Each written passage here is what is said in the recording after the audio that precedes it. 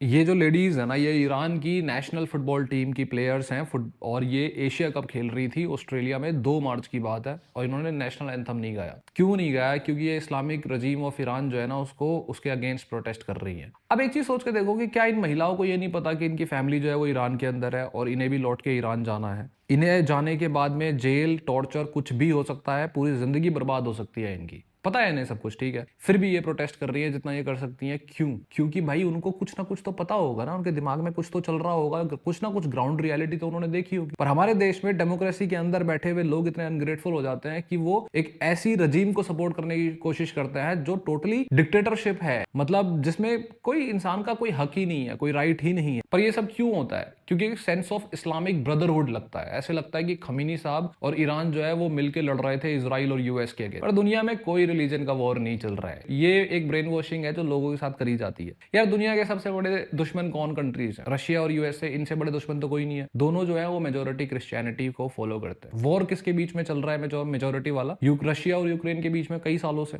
दोनों क्रिश्चियनिटी को फॉलो करते हैं। इंडिया में बैठे हुए हिंदुओं को पता नहीं होगा श्रीलंका में मेजोरिटी रिलीजन कौन सा है, मॉरिशस में कितने हिंदू रहते हैं और नेपाल में कितने हिंदू रहते हैं, उनको ज्यादा कुछ खास नॉलेज होगी नहीं। दुनिया में कोई रिलीजन का वॉर नहीं चल रहा। पर खमीनी साहब या फिर जो ईरान है वो एक तरीके से रिप्रेजेंट ये करना चाहते हैं कि वो इस्लामिक ब्रदरहुड की तरफ से लड़ रहे हैं, पर एक्चुअल में वो सिर्फ सिया सेक्ट को रिप्रेजेंट करने की कोशिश करते हैं। वो भी कोशिश करते हैं, करते नहीं है। आपको मैं एग्जांपल दे सकता हूं इस चीज का। ईरान जो है वो इराक में 2016 में ना आईएसआईएस ने कैप्चर कर रखा था मेजोरिटी एरिया। तो बहुत सारे लोग वहां से भागने की कोशिश कर रहे थे ताकि वो सेफ जगह पे पहुंच जाए। ईरान बैक करता है वहां पे हिजबुल्लाह को, उनकी खुद की वो विंग है, ठीक है। अब जब वो लोग आईएसआईएस से भाग रहे थे ना, 643 लोग थे वो टोटल, वो हत्थे चढ़ गए हिजबुल्लाह के। आज तक नहीं पता कि वो मेजोरिटी उनमें से जो मैक्सिमम लोग है ना वो गए कहां। और जो बचे कुचे मिले भी ना, उन्होंने बताया कि उनके हाथ पैर तोड़ दिए, उनको उनका यूरिन पिलाया, ये सारी चीजें हुई। अब आप बताओ कि उन लोगों का कोई इजराइल की तरफ सपोर्ट था, कोई यूएस की तरफ सपोर्ट था? वो तो मुस्लिम ही थे। फिर उन्हें क्यों ऐसे टॉर्चर करा गया? लड़ाई रिलीजन की नहीं है, लड़ाई एक्चुअली पावर की है। मोस्ट ऑफ द टाइम्स वो पावर की ही रही है। पर जब आप स्क्रीन के पीछे देखते हो ना, ग्राउंड रियलिटी नहीं देखते, तो आपको ऐसे लगता है कि खमीनी साहब तो हमारे हीरो है जो पूरी दुनिया के अगेंस्ट लड़ रहे हैं, ईरान हीरो है। पर अगर कोई इंसान ईरान के अंदर है ना, तो फील लेके देखो कि आप अपनी वाइफ के साथ ट्रेवल कर रहे हो, ठीक है, चल रहे हो रोड पे, आपकी वाइफ ने प्रॉपर लिबास पहना हुआ है जो पहनना चाहिए, लेकिन उस बेचारी का सिर्फ एक बाल का हिस्सा दिखाई दे रहा है। और उसके बेसिस पे अगर गवर्नमेंट की पुलिस आके आपको